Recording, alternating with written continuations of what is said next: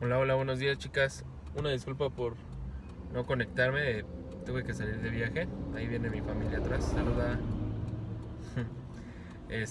Pero bueno, es nuestra última clase y nada más concluir nuestro curso para poder evaluar. Estaremos evaluando la siguiente semana, el día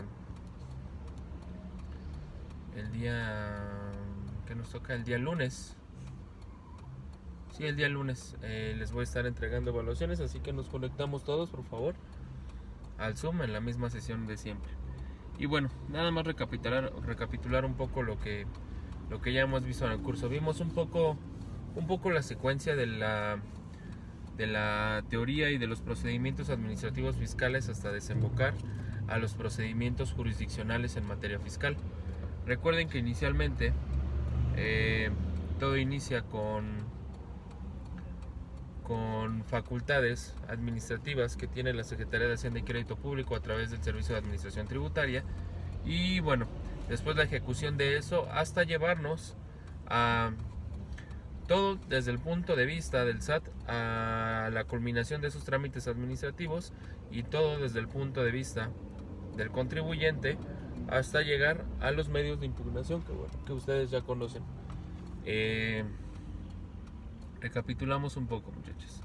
Recuerden que de acuerdo al Código Fiscal de la Federación, y no solo eso, sino a las demás leyes reglamentarias de los impuestos federales, bueno, hablando de la materia federal obviamente, pero aplica igual para la materia local, hablando de los impuestos federales que se encuentran vigentes en México, pues precisamente contienen todas las obligaciones que los contribuyentes tienen que cumplir en la materia. El Código Fiscal son las disposiciones genéricas, sin embargo, cada tipo de impuesto tiene diferentes circunstancias, y esto lo podemos constatar con los elementos de los impuestos que ya hemos visto. Objeto, cuota, tarifa, base gravable, todos esos elementos que les comento. Ahora,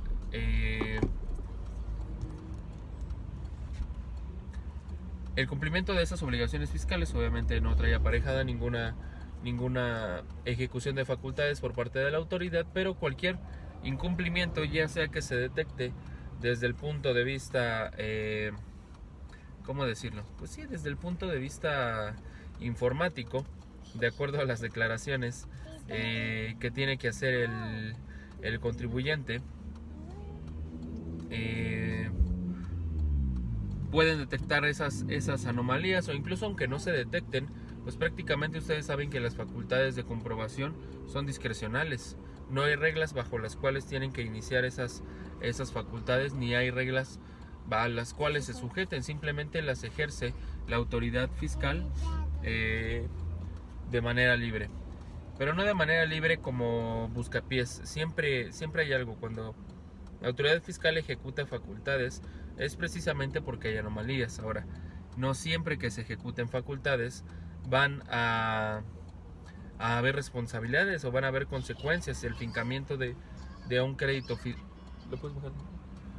O el fincamiento de un crédito fiscal o algo, no necesariamente, porque bueno, aquí también está la adecuada defensa que se dé del contribuyente. Bueno, pero ya hablando de estas facultades de comprobación, como ya lo hemos visto, tenemos la visita domiciliaria, tenemos la revisión de gabinete y la revisión de dictamen. Recapitulemos un poco la visita domiciliaria. Esto prácticamente se sujeta a lo que nos dice el artículo 21 de la Constitución, de que podrá haber sanciones de carácter administrativo por incumplimiento a disposiciones gubernativas o incluso fiscales.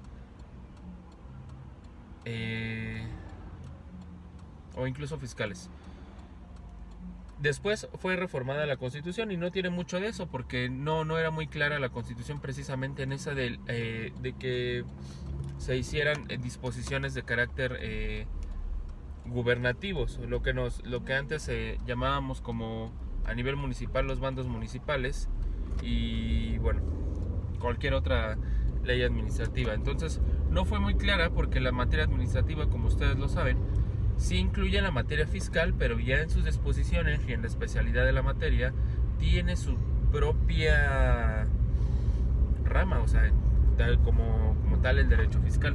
Entonces se hizo esa precisión en la Constitución, en el artículo 21, donde nos habla de las sanciones administrativas, precisamente porque al ejecutar medios de defensa del contribuyente se utilizaba este texto constitucional. Entonces no teníamos que rebuscar mucho en las leyes reglamentarias de los impuestos o de las contribuciones, y la solución la teníamos en la misma Constitución. Entonces fue una precisión necesaria para la autoridad, y pues bueno, uno como abogado utilizaba eso. Ahora ya no es, ya es muy preciso ese artículo 21 sobre la imposición de sanciones administrativas, hablando de multas, arrestos y trabajo en favor de la comunidad.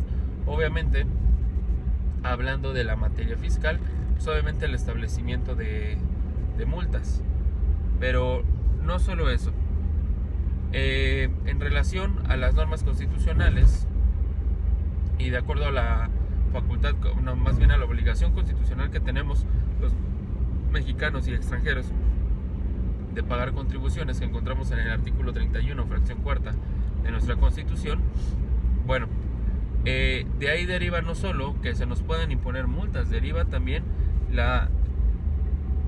prácticamente, les digo, es un derecho perfecto esta parte fiscal, porque al establecer una obligación para nosotros como contribuyentes, se establece un derecho para el Estado para exigir ese pago de contribuciones, y precisamente de aquí viene el primer cimiento de las facultades de comprobación.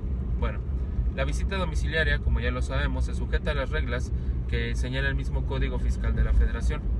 Esta visita domiciliaria tiene reglas, sí, sin embargo, en cuanto al material comprobatorio, es el más amplio, precisamente porque se puede revisar todos los documentos, todas las comprobaciones, todos los libros fiscales, toda aquella comprobación que conste hasta 5 años atrás y relativo, porque la autoridad pues siempre se va a pasar de lanza queriendo comprobar a más años. Ustedes tienen que hacer valer la prescripción, porque ni opera de oficio, y obviamente para la autoridad que ustedes acepten un crédito fiscal que ya se encuentra prescrito, pues prácticamente nos habla de que nosotros estaríamos aceptando una deuda fiscal aún con la prescripción. Entonces es una cuestión que tenemos que estar haciendo valer prácticamente vía defensa, sea recurso, sea juicio de nulidad, precisamente por toda esta situación. Permítanme un segundo. Estoy viendo TikTok. Perdón, chicas.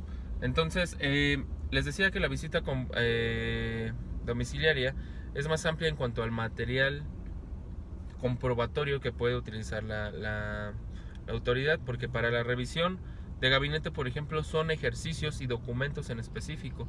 Para la visita domiciliaria cambian las cosas, precisamente porque se puede revisar toda la documentación que avale ejercicios fiscales completos. Entonces, ¿qué es esa documentación? Facturas, complementos, libros fiscales, obviamente las declaraciones, las deducciones que hayamos hecho, cualquier aviso que se haya presentado al SAT, es absolutamente todo. Entonces, es más difícil en ese caso para el contribuyente precisamente cumplir o tratar de acreditar el cumplimiento de todas sus obligaciones, porque es muy genérico. Obviamente una contabilidad sana te va a hacer tener todo en orden.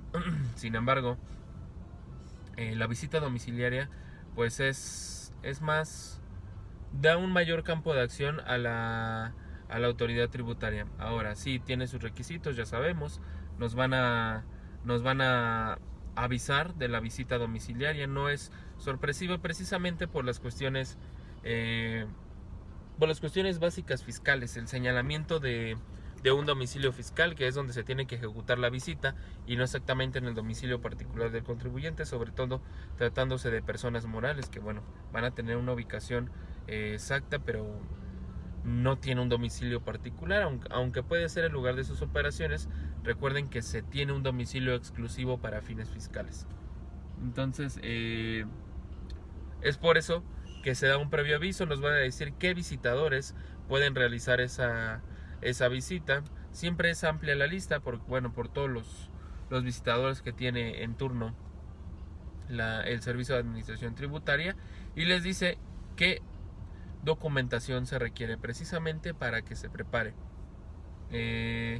No sé si ustedes han estado inmiscuidos alguna vez en la materia laboral, en los procesos laborales. Muchas veces cuando se niegan relaciones de trabajo se da la prueba de la inspección. Para la inspección el patrón tiene que llegar prácticamente con todos los comprobantes, los comprobantes de sus obligaciones laborales, es decir, tener todos sus contratos, tener todos sus recibos de nómina, tener los documentos que avalan el pago de salarios, el pago de aguinaldos, el pago de primas, toda esa documentación, tener documentos de que están dados de alta a los trabajadores ante el IMSS, de que se reportan sus contribuciones de seguridad social al SAT, de que se paga el Infonavit, de que se da la cuota correspondiente al sistema de ahorro para el retiro. Entonces, todas estas cuestiones llega el patrón y las acredita en el juicio al momento de que tenga verificativo el desahogo de la inspección, y precisamente ahí el actuario es el que da fe, porque tiene fe pública, da fe de todos los documentos que tiene a la vista y qué se desprende de esos documentos.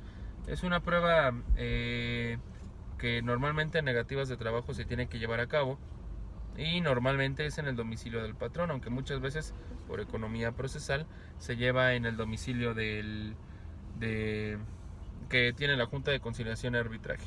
Bueno, así funciona más o menos la visita domiciliaria. Llega el visitador y se tiene que tener toda la documentación lista. El visitador va a requerir la documentación y va a ir levantando acta circunstanciada, eso ya lo sabemos. Acta circunstanciada de todo lo que se presentó y demás, y se va a llevar la información relativa. Una visita a una empresa grande sobre un ejercicio fiscal no puede agotarse por cuestiones de tiempo, no puede agotarse en una sola visita. Entonces queda abierta la visita y se vuelve a a citar, aunque tiene que acudir el visitador, pero se vuelve a citar para otro día posterior y continuar con ella. Esto, y ustedes ya lo saben así, en el lenguaje coloquial de la materia fiscal, es a lo que le llamamos la auditoría fiscal. Es precisamente por parte de la autoridad. Hay auditorías privadas, por supuesto. Entonces llega este visitador, checa todo el material documental, levanta su acta circunstanciada y checa cuál es el incumplimiento. No puede, por no tener esa capacidad, no puede el visitador constatar en ese momento si se cumplió o no con alguna obligación en específico. Les digo, la visita domiciliaria es más genérica, entonces no es como que, estoy viendo si tienes el comprobante de entrada de ingresos de este $1,000,000 que tuviste en tu cuenta, no reportado. No exactamente así. Sí se puede hacer así, pero si fuera un requerimiento tan específico como eso, pues mejor la autoridad va a optar por una revisión de gabinete, donde requiere al contribuyente para que se presente a sus oficinas a realizar toda la gestión. Bueno, ¿qué es lo que va a derivar del acta de la visita domiciliaria? Obviamente el levantamiento del acta, el cierre de la visita. En la visita, como ya lo vimos, se tiene que llevar en presencia de 2 testigos, precisamente por las cuestiones que va a revisar el visitador. Se levanta el acta y nada, no sabemos cuál es el resultado, no sabemos si incumplimos en algo, si se acreditó el cumplimiento de algo o demás. Simplemente el visitador se retira y obviamente ya el jurídico del SAT va a revisar toda esa documentación para ver si hay alguna anomalía. Si hay alguna anomalía, hay de dos, y no lo señala precisamente el Código Fiscal de la Federación. Perdón, muchachos. Entonces, no va a pasar nada, no tiene un resultado como tal, simplemente la finalización de la visita domiciliaria y con ello el levantamiento del acta. Les digo, hay de dos, sin embargo el Código Fiscal solo señala una alternativa. Las dos alternativas es que si hay alguna anomalía se le requiera, como si fuera una revisión de gabinete ahora, se le requiera al contribuyente para que acredite esa anomalía, cualquiera que sea. Y la segunda, pues es que no le va a requerir nada, simplemente se le va a notificar el crédito fiscal. ¿Por qué hacen una y por qué hacen otra? Porque puede ser que la infracción a las leyes fiscales no sea tan grave. Entonces mejor, bueno, acredítalo en vez de que yo accione todo lo que tengo que hacer para imponerte un crédito fiscal. Pero si es grave, pues mejor no te aviso, ¿verdad? Mejor no te doy oportunidad de acreditar. Mejor te notifico el crédito fiscal y ya con ese crédito fiscal, si bien no es una regla, pues se habilita el derecho del contribuyente para poder impugnar vía recurso, vía juicio, cualquiera de las dos. Entonces el fincamiento de ese crédito fiscal prácticamente ya es una deuda que a partir de que es fincado y pues incluso aunque se esté impugnando y demás, pues si bien se interrumpen ciertos plazos, lo que no se va a interrumpir son las sanciones accesorias, como las multas, recargos y actualizaciones. De acuerdo que en comparación al crédito fiscal son mínimas, pero bueno, sobre un crédito fiscal grande, pues obviamente van a ser proporcionales. Bueno, este crédito fiscal va a ser notificado, prácticamente ya no es un acredita, sino ya es un páguese este crédito fiscal. Incluso la misma autoridad, como ya les notifican a los contribuyentes por medio del buzón fiscal, pues prácticamente ahí les ponen una liga para generar su línea de captura y puedan pagar los impuestos o el crédito fiscal prácticamente. Yo alguna vez, no a manera de crédito fiscal, sino a manera de pago después de una declaración que hice, pues salí con números en contra, fueron como 4,000 pesos y tuve que pagarlos. Y en el sistema, más bien en mi sistema digital del SAT, pues ahí me salió la deuda y luego me generó mi línea de captura, ¿verdad? Porque pues es porque burocracia y porque para hacer más rápido los pagos de todo este tipo de contribuciones. Entonces, bueno, así se genera. Obviamente empiezan a correr plazos. ¿Qué plazos? Bueno, respecto del crédito fiscal, vamos a tener vía recurso, que ya saben que tenemos 45 días, o vamos a tener vía juicio de nulidad optativo 30 días. Esto ya lo elige el contribuyente, pero bueno, ahorita vamos a esa parte de la impugnación. Viene el crédito fiscal y imaginemos que no fue impugnado, que quedó firme ese crédito fiscal, que obviamente queda firme cuando ya se agotaron todos los medios de defensa en contra del mismo o cuando ya transcurrieron los plazos para que se pudiera impugnar y no se hizo. Queda firme. ¿Qué sigue con el crédito fiscal? Bueno, una vez que queda firme, viene un requerimiento personal dándole el plazo de gracia que se da en el mismo notificación del crédito fiscal para que lo pague el contribuyente, es decir, para que lo pague voluntariamente. Si no, ahora sí vamos a venir a la siguiente etapa de toda esta ejecución, que es el embargo de bienes. El embargo de bienes se lleva a cabo conforme a las reglas del Código Fiscal de la Federación, tomando como materia supletoria la materia de embargo que nos señala el Código Federal de Procedimientos Civiles. En cuanto a que el embargo de bienes lo puede hacer, bueno, debe ser suficiente para cubrir la cantidad del crédito fiscal y inicialmente es en garantía porque ustedes pueden rescatar sus bienes embargados, pero prácticamente bienes embargados sobre créditos fiscales altos pues van a pasar a un remate porque pues el contribuyente no va a tener para cubrirlo. Entonces así va a funcionar esa parte. Una vez que no es pagado, bueno, vienen las reglas del embargo. Se va a proceder al embargo, primero dando la oportunidad que el contribuyente señale bienes suficientes para cubrir el monto del crédito fiscal, las multas, recargos y actualizaciones que hasta el momento en que se haga el requerimiento se hayan actualizado y en caso de que el contribuyente no quiera o no pudiera señalar bienes, pasará el derecho a la autoridad fiscal.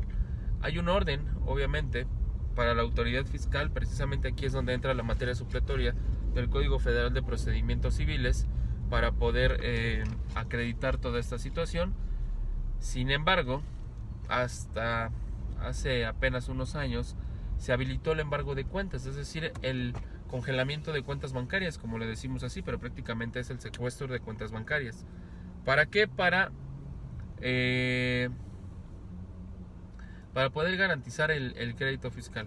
A la autoridad fiscal le da prioridad al pago del dinero en efectivo o vía transferencia que el embargo de bienes, porque ustedes saben que el embargo de bienes tiene que someterse a un proceso de remate que, bueno, va a ser engorroso, utiliza recursos la autoridad, como si se le fueran a desgastar, por cierto, utiliza recursos la autoridad que le son innecesarios y, bueno, finalmente es más engorroso para la misma autoridad llegar a estos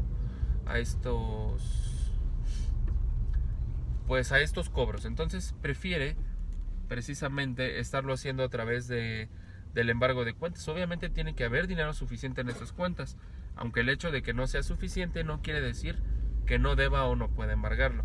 Puede embargarlo hasta por el monto que da la cuenta, y obviamente puede ampliar embargos en caso de que lo embargado no sea suficiente para cubrir el crédito fiscal, pero es precisamente adelantarle.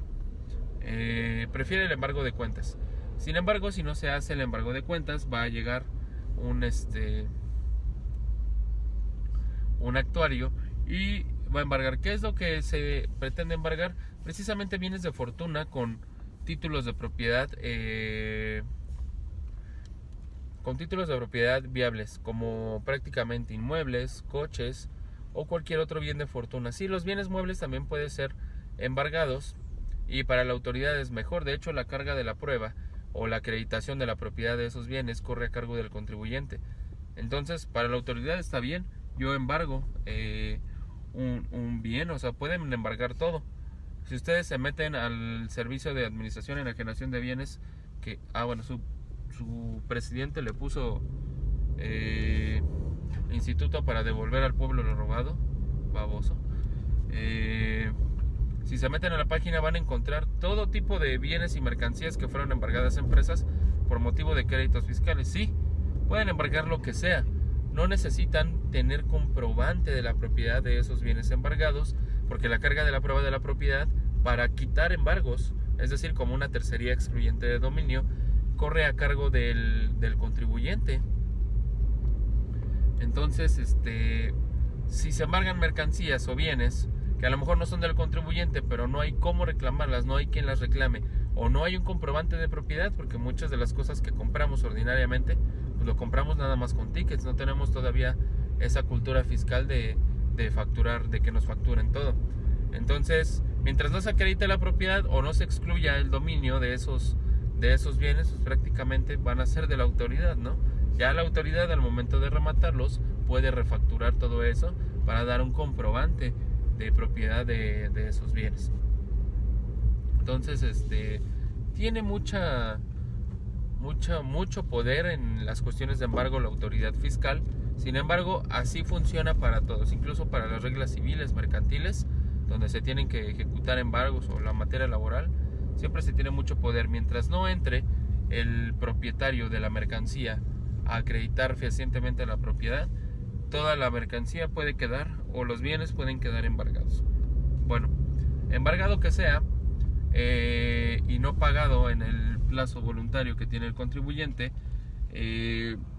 se va a mandar a remate, a un primer remate. ¿Cómo funciona? Bueno, esto ya son reglas, una vez más, del Código Fiscal de la Federación, y prácticamente es haciendo posturas que cubran entre el 20 y 25% o hasta el 30% del valor de los bienes embargados, para poder hacer posturas o pujas, como técnicamente se llaman, para poder hacer posturas o pujas en ese remate, es decir, en esa moneda o en esa subasta, porque prácticamente funciona como una subasta. Sí se tiene que acreditar por lo menos el 30% para ser postor en esos procedimientos. Una vez que se lleva a cabo, se hace una citación pública para la almoneda. Incluso ya se hacen de manera virtual, Ahí se hacen, siempre están disponibles esos bienes para que los puedan checar los postores y después hacer las pujas. Hay muchos postores en esta materia fiscal de todos los bienes embargados. Sí, bastante, sobre todo en materia inmobiliaria. Muchas inmobiliarias precisamente entran a las pujas de inmuebles recuperados por el SAT, pues obviamente para hacer negocio, rehabilitarlas y demás. Ahora, la cuestión es qué valores se van a estar tomando en cuenta en materia inmobiliaria por parte del SAT.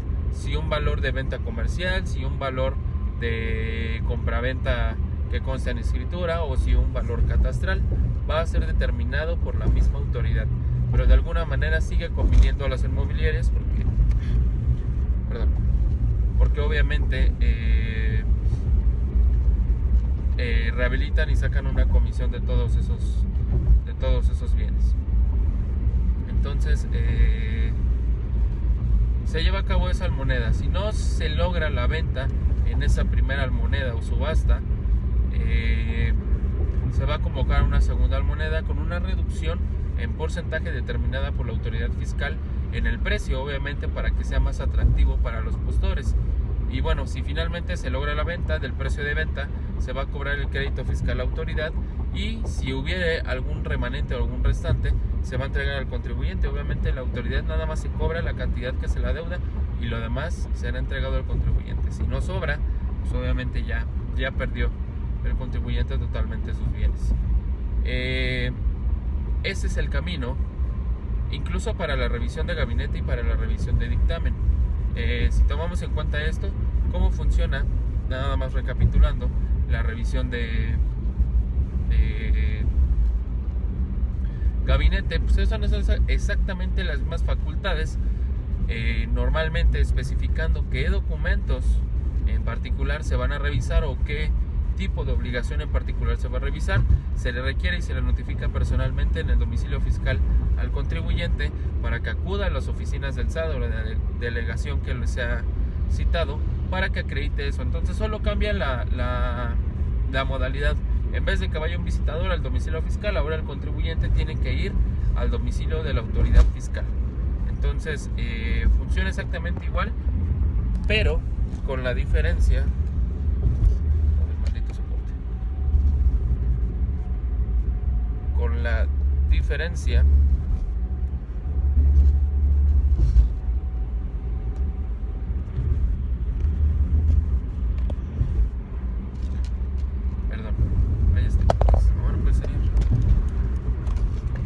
Hola chicas, de regreso con ustedes. Bueno, entonces estamos en las facultades de comprobación. Prácticamente funcionan así hasta llegar a ese remate. No es imposible recuperar los bienes embargados. Sin embargo, una vez iniciado el embargo, convocado el remate y demás por parte del Instituto para devolver al pueblo lo robado, que antes era el Sistema de Administración y Enajenación de Bienes, que son de las que te hacen de crédito público, pues prácticamente si se hace pago dentro del plazo voluntario, plazo para que pague voluntariamente el contribuyente, si se hace pago del crédito fiscal, se puede destrabar el embargo o quitar el embargo. Sin embargo, si no se paga dentro de ese plazo, pues prácticamente estamos hablando de bienes perdidos porque van a llevarse a remate y finalmente va a recuperar el crédito fiscal la autoridad con todas sus actualizaciones, multas y recargos. Lo mismo para la revisión de gabinete.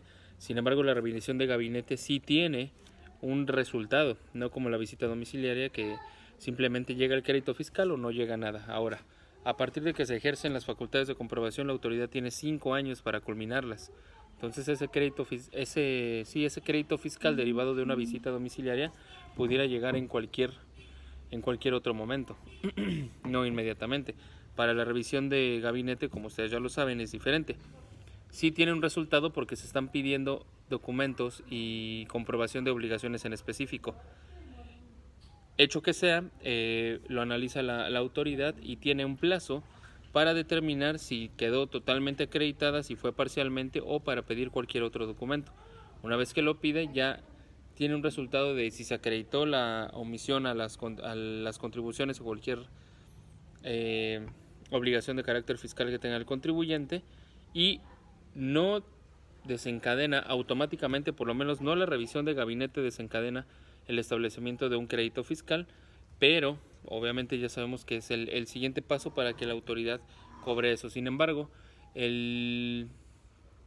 la revisión de gabinete sí tiene una garantía de audiencia implícita dentro de un procedimiento administrativo que no se puede considerar constitucional porque no es jurisdiccional, pero sí tiene un procedimiento como no exactamente una garantía de audiencia, pero sí se le da un derecho de defensa, un derecho de réplica al contribuyente, el cual lo puede hacer efectivo.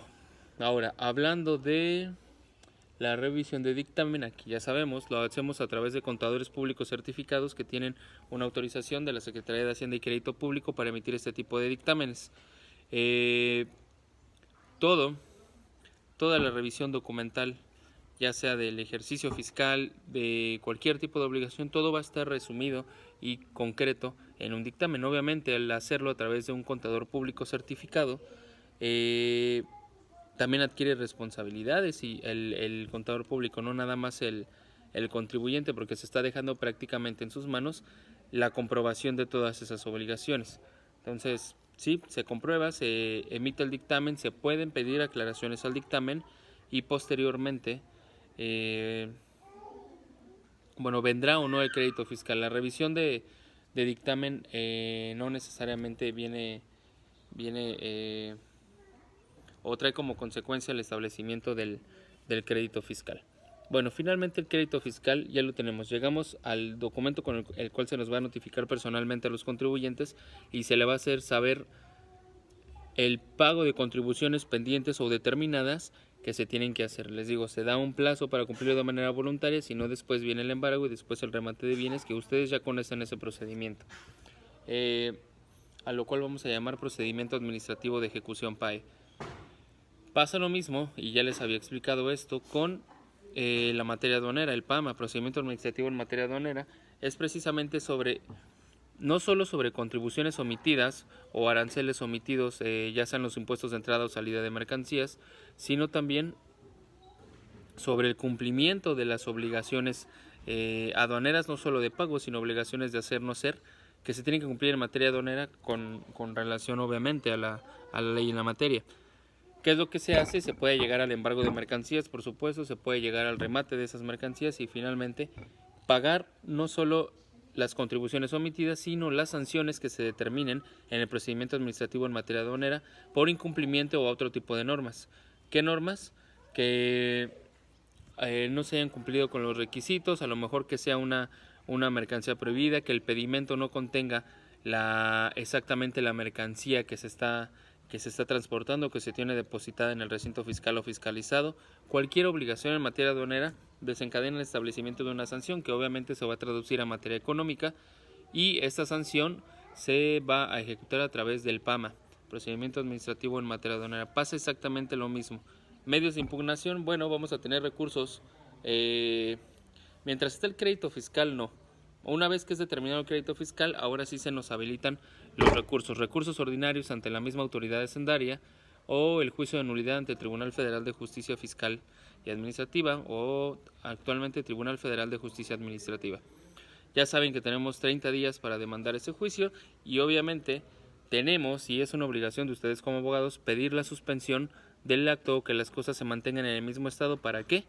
Para que la autoridad no pueda ejecutar el cobro, porque la interposición del juicio en sí interrumpe plazos, pero no interrumpe sus facultades de ejecución. Entonces, sí faculta, tanto la Ley Orgánica del Tribunal Federal de Justicia Administrativa como la Ley Federal del Procedimiento Contencioso Administrativo, faculta a que se pueda hacer una suspensión del acto hasta en tanto no se resuelva en definitiva el juicio de nulidad. Juicios que son bastante largos, y sobre la resolución del juicio de nulidad todavía tenemos un derecho de apelación ante la sala superior, y por supuesto que el amparo directo ante los tribunales colegiados de circuito. Entonces, toda esa consecución ya la saben ustedes. Tenemos 30 días para apelar ante el tribunal, tenemos 15 días obviamente para el amparo directo, y se establece todo eso. En el amparo, ustedes ya lo saben, suspensión del acto reclamado, también podemos suspender eso. Entonces, las obligaciones fiscales, y muchas veces así lo utilizan los abogados, pues, por hacer una una estrategia y alargar todo el pago de sus contribuciones, lo hacen para alargarlo. Finalmente vamos a llegar a un mismo resultado donde se va a tener que llegar a la obligación de pago, incluso a los embargos y a los remates. Pero mientras vamos a alargar el procedimiento, y tan solo del recurso ordinario, del juicio de nulidad y del juicio de amparo les estoy hablando más o menos como de año y medio en el cual el contribuyente o desaparece del país o constituye una nueva empresa y empieza a facturar con otros datos fiscales, o prácticamente paga la deuda. Obviamente, al llegar hasta ese punto, pues la casa no pierde. Todo el crédito fiscal se va a actualizar hasta ese punto: actualizaciones, multas y recargos. Entonces, todo va a ser objeto de ejecución forzosa. Ni en el recurso, ni en el juicio de nulidad, ni en el juicio de amparo se va a obligar al contribuyente a que cumpla con ese crédito fiscal. Lo único que va a pasar es que se va a revisar la legalidad y en su momento la constitucionalidad del acto reclamado, que es la emisión del crédito fiscal, o incluso podemos impugnar los actos ya dentro del procedimiento administrativo de ejecución. O sea, no solo el establecimiento del crédito, sino ya los actos posteriores del PAE o del PAMA. Entonces, bueno, ustedes ya saben cómo funciona eso. El artículo 14 de la Ley Orgánica del Tribunal nos habla de la procedencia del juicio de nulidad, y obviamente ahí nos habla de los créditos fiscales y omisión de cumplimiento a obligaciones contributivas. Y la Ley Federal del Procedimiento Contencioso Administrativo nos habla de todo su procedimiento, de los plazos que tenemos para interponer la demanda, que prácticamente es el genérico de 30 días, reformado porque antes era de 45 días. Y bueno, nos habla de los requisitos de la demanda. Les voy a mandar aquí en su plataforma un ejemplo de alguna demanda que hice de nulidad en materia común y en materia federal, para que las revisen, las tengan, las usen alguna vez adelante con toda la confianza y bueno, puedan hacerlo así. El PAMA es un poquito más complicado, pero lo van a entender mejor cuando ustedes vean la materia aduanera. Necesitan saber cuál es la materia aduanera y todos los procedimientos que se tienen que llevar a cabo para saber cuáles son las fallas en el procedimiento que considera la autoridad hacendaria como una falta, y por lo cual se va a causar el inicio del PAMA. Entonces, creo que van a entender mejor esto cuando analicen la materia aduanera. Les pido que se regresen a analizar el PAMA para conocer todo eso. Finalmente, el fin de la materia aduanera es la liberación de las mercancías, la importación, el pago de aranceles y el uso de esas mercancías. Sin embargo, son muchas obligaciones en materia aduanera que se tiene que cumplir, y no es para menos. Van a tener 2 cursos de derecho aduanero en su carrera, que los van a ver más adelante. Así que pongan mucha atención a eso. Ojalá les toque un buen maestro en esa materia. Y bueno, para que lo entiendan mejor. Por hoy hablamos del Sistema Nacional de Coordinación Fiscal, la manera en que los 3 órdenes de gobierno se coordinan en materia contributiva. La realidad es que los fueros locales, como lo son los estados y municipios, ceden sus facultades contributivas a través de a la federación, para que la federación les regrese todo en forma de pago de participaciones y en pago de aportaciones federales. Ya sabemos que las participaciones son montos relativos con variables como el territorio, como el presupuesto otorgado en el ejercicio fiscal anterior, como la población que tiene esa entidad, y no tienen una etiqueta de gasto. Pueden ser gastados de manera libre o entran a la hacienda local de manera libre, contrario a los fondos de aportaciones, que sí tienen fines muy específicos: salud, educación, infraestructura social, programas sociales y demás. Esos los analizamos muy rápido, y nada más por poner un ejemplo, analizamos el fondo de aportaciones para la educación. El fondo de aportaciones para la educación, que precisamente prevé el financiamiento, pues sí, para las escuelas, pero tomando en cuenta variables o elementos como la cantidad de alumnos que hay en una entidad federativa, la cantidad de escuelas, de cuántas escuelas hay de cada nivel de ese sistema educativo. Y bueno, son variables. O sea, no se le puede dar lo mismo a Nuevo León que a Tlaxcala, no se le puede dar lo mismo al Estado de México que a Yucatán. Son variables por las cuales se va a repartir ese dinero, y es muy estricto. Por eso es que no solo el Sistema Nacional de Coordinación Fiscal, sino el mismo presupuesto de egresos de la Federación se hace totalmente matemático. Si ustedes en laboral vieron cómo se distribuyen ¿cómo se llama? La prestación que generan los trabajadores de lo que generó en el ejercicio fiscal la empresa, las utilidades, el PTU, tiene variables muy específicas, es decir, tomar en cuenta en un trabajador cuánto tiempo laboró y su rango o esquema de salario que recibe. Entonces son variables muy específicas, por lo cual sí se va a repartir un monto, pero no pueden recibir todas las entidades federativas, incluso los municipios que participan en los fondos municipales, pues también tienen sus propias variables. Bueno, espero hayan entendido muy bien eso del sistema de coordinación fiscal. Y bueno, la base constitucional de nuestro derecho fiscal, partiendo del artículo 31, fracción cuarta, de la obligación de los mexicanos y de los extranjeros para contribuir al gasto público, tanto de la Federación, estados y municipios, así como bueno, las garantías de seguridad jurídica que nos prevén los artículos 14, 16, 17, 21 de la Constitución, y finalmente el 73, muy importante, que son las facultades de la Federación para legislar en materias exclusivas de la Federación, como son los hidrocarburos, como son las bebidas alcohólicas, el tabaco labrado, obviamente ISR, IVA, IEPS, todos esos impuestos de carácter federal. Y obviamente la distinción entre las facultades potestativas de los estados del artículo 116 de la Constitución y 115 para los municipios, hablando del impuesto predial. Entonces ahí tenemos toda esa base orgánica. Lamentablemente no hay una reglamentación muy amplia para los municipios participando en las contribuciones. Sin embargo, nos tenemos que ir forzosamente a la base constitucional del artículo 115, porque prácticamente solo tienen el impuesto predial como fuente de ingresos. Obviamente los municipios participan y se les aporta de manera federal de acuerdo al Sistema Nacional de Coordinación Fiscal, pero prácticamente tienen esos, y bueno, los pagos de derechos como parte de las contribuciones, no de los impuestos, por los trámites burocráticos por los cuales sí se paga una cuota. ¿De acuerdo? Entonces, pues en general, muy en general, vimos eso. Si es que lo recuerdan, si no recuerdan, van a tener que revisar todos sus apuntes y las clases. Y con esto terminamos el curso. Ya no vamos a ahondar mucho en el PAMA porque lo van a tener que revisar más en materia aduanera, no me van a entender muchas cuestiones, sobre todo por las obligaciones de carácter aduanero que tienen los importadores o los porteadores incluso, pero eso lo aprenderán más adelante. Así que con esto prácticamente es nuestra última clase. Disculpen, tuve que salir de viaje, iba grabando en la carretera como ustedes vieron, pero se me hizo muy difícil, entonces bueno, ya estamos por aquí. Pues les mando muchos saludos, disculpen una vez más por esta clase. Nos estaríamos conectando a Zoom el día,